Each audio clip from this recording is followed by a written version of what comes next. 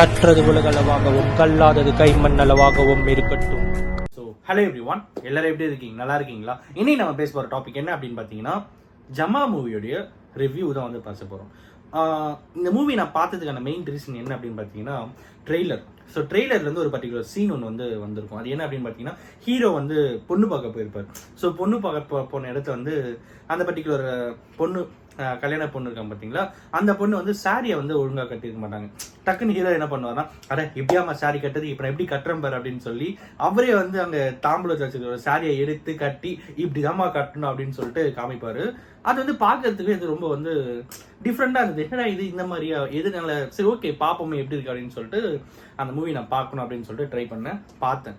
So அந்த மூவியோடைய one line story என்ன அப்படின்னு பார்த்தீங்கன்னா, ஹீரோ வந்து எப்படின்னா ஒரு ஜமா வந்து டீச்சர் ஆயிடணும் அப்படிங்கிறதா வந்து அவருடைய மெயின் கோல். ஓகேங்களா?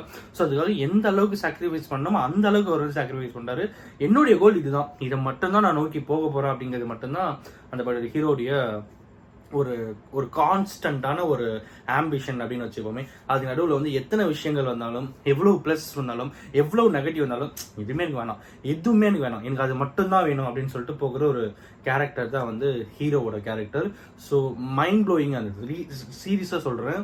படம் வந்து எந்த அளவுக்கு அப்படின்னு பார்த்தீங்கன்னா, சில நேரங்களில் சில ஆக்ஷன் எலிமெண்ட்ஸ் மூவிஸ்லாம் பார்க்கும்போது நமக்கு வந்து தோணும், என்னடா இது வெறும் ஆக்ஷன் மட்டும் இருந்தால் தான் படம் வந்து ஹிட் ஆகுமா, ஆக்ஷன் எலிமெண்ட் சீன்ஸ் இருந்தால் மட்டும்தான் படத்தில் வந்து ஒரு இன்ட்ரெஸ்டிங் இருக்குமா அப்படின்னு சொல்லிட்டு சில நேரங்கள் வந்து தோணும். இன்ஃபேக்ட் ஈவன் ராயன் மூவி பார்க்கும்போது கூட எனக்கு அப்படிதான் தோணுச்சு. நிறைய ஆக்ஷன் சீன்ஸ் வரும்போது இந்த ஆக்ஷன் இல்லாமல், இந்த ஃபைட் சீன்ஸ் எதுவுமே இல்லாமல் ஒரு மூவியை கான்ஸ்டன்ட்டாக எடுத்தா அது அதில் எப்படி நிறைய சுவாரஸ்யங்களை எடுத்துகிட்டு வந்தால் மூவி எந்த அளவுக்கு இருக்கும், அது மாதிரி ஒரு யோசனை எனக்கு வந்து வந்தது.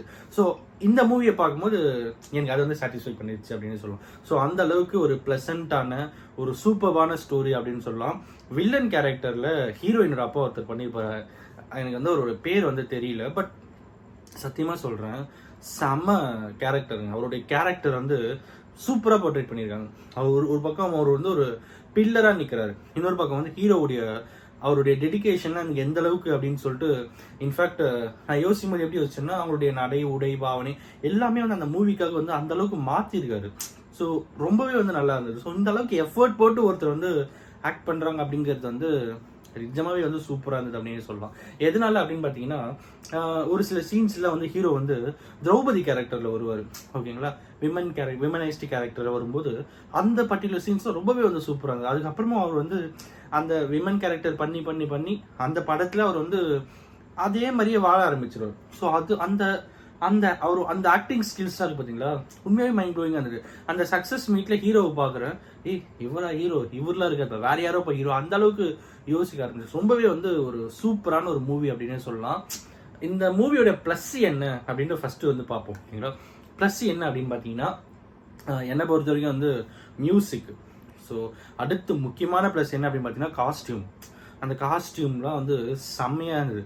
மூணாவது வந்து லொக்கேஷன், டிஃப்ரெண்டான லொக்கேஷன். இந்த சென்ஸ் எப்படின்னா, ஒரு பழைய காலத்து படம் இப்போ பழைய காலத்து படம் எடுத்து எப்படி இருக்கும், ஃபார் அன் எக்ஸாம்பிள் கனகராஜ் சாரை வச்சுக்கிட்டு, அதுக்கப்புறம் வந்து கேபி சுசீலாம்பாள் அவங்கெல்லாம் வந்து இந்த படத்தை கான்ட்ரிபியூட் பண்ணி, அதுக்கப்புறம் வந்து இன்னும் பழைய ஓல்டு ஆக்ட்ரஸ்லாம் வந்து ஒரு மூவில நடிச்சு இப்போ அவங்க வந்து இளமையா இருந்து ஒரு மூவி நடிச்சாங்கன்னா எந்த அளவுக்கு இருக்கும். அதே சினிமாட்டோகிராஃபி.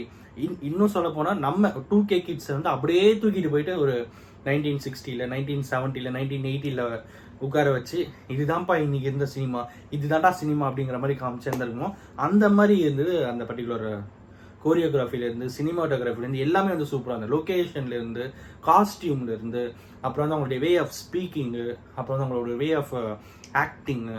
ஸோ அதுக்கப்புறம் வந்து அந்த பிளேஸ் லொக்கேஷன்ஸு, வீடுங்க, அவங்களுடைய வீடுங்கள்லேருந்து எல்லாமே வந்து பார்த்தீங்கன்னா வேற லெவலில் இருந்தது. ஒரு சில சீன்ஸ்லாம் பார்க்கும்போது கர்ணன் மூவி தான் எனக்கு ரிமெம்பர் ஆச்சு.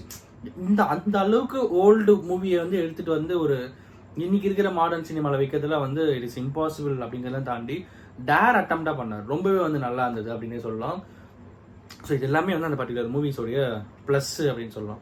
மைனஸ் அப்படின்னு பார்த்தீங்கன்னா, இந்த மூவியில் வந்து கிளைமேக்ஸ் இன்னும் கொஞ்சம் பெட்டராக எடுத்துகிட்டு வந்திருக்கலாம் அப்படின்னு சொல்லிட்டு தோணுச்சு. கிளைமேக்ஸ் இந்த சென்ஸ் அந்த லாஸ்ட் ஒரு 5 to 10 minutes போர்ஷன் தான். ஓகேங்களா? ஸோ அதுக்கு முன்னாடி இருக்கும் எக்ஸ்ட்ராடனரியாக இருந்தது. அந்த லாஸ்ட் அந்த 5 to 10 minutes போர்ஷனில் அப்படியே ஹீட் அப் ஆகி டக்குன்னு முடிகிற மாதிரி தோணுச்சு. ஸோ அது மட்டும் இன்னும் கொஞ்சம் பெட்டராக எடுத்துகிட்டு வந்திருக்கலாமோ அப்படிங்கிறது வந்து என்னுடைய பாயிண்ட் ஆஃப் வியூ ஆஃப்கோர்ஸ். ஓகேங்களா? ஸோ மற்றவங்களுக்கு அந்த சீன்ஸ் வந்து பிடிச்சிருக்கலாம். பட் இந்த பர்டிகுலர் மூவி வந்து ரொம்பவே நல்லா இருந்தது. ஸோ இன்னைக்கு இதுதான் உங்ககிட்ட வந்து ஷேர் பண்ணோம் அப்படின்னு. ஏன் இதை பற்றி நம்ம பேசணும் அப்படின்னு பார்த்தீங்கன்னா,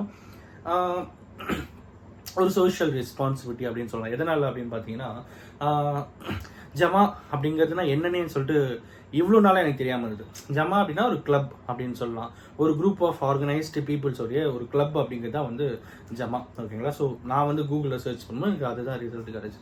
ஸோ அப்படி இருக்கும்போது அவங்களுக்குள்ள இருக்கிற கஷ்டங்கள் என்ன, கவலைகள் என்ன, இனிக்கும் வந்து வில்லேஜில் வந்து யாரா பெரியவங்க யாராவது இறந்து போயிட்டாங்கன்னா வந்து கூத்து வைப்பாங்க, அப்புறம் வந்து நாடகம் வைப்பாங்க. இந்த மாதிரிலாம் வைக்கும்போது அவங்கள வந்து நம்ம ஆன் ஸ்டேஜ் ஒரு பர்ஃபார்மன்ஸாக பார்த்துறோம் தவிர, பட் அவங்களோட வாழ்க்கை எந்த அளவுக்கு இருக்குன்னு சொல்லி அதை இன்டெப்த்தாக போயிட்டு ஒரு மூவியை எடுத்தா, அதையும் அந்த மூவியை வந்து பழைய காலத்து ஒரு சீனரியில் எடுத்துகிட்டு வந்து எந்த அளவுக்கு ஒரு சூப்பராக இருக்குமோ அதை வந்து ஒரு மூவியில் வந்து எடுத்துகிட்டு வந்து ரொம்பவே நல்லா இருந்தது. ஸோ இன்னைக்கு இதை தான் உங்களுக்கு வந்து ஷேர் பண்ணோம் அப்படின்னு சொல்லிட்டு நினச்சேன். And of course this is not going to be இது ஒரு நாலேஜ் ஷேரிங்லாம் தாண்டி இது வந்து ஒரு ஜஸ்ட் ஒரு ரிலாக்ஸேஷன் வீடியோவாக இன்னைக்கு நம்ம வந்து இதை எடுத்துப்போம் அப்படிங்கிறதையும் வந்து நான் உங்ககிட்ட சொல்லிக்கிறேன். தேங்க்ஸ்.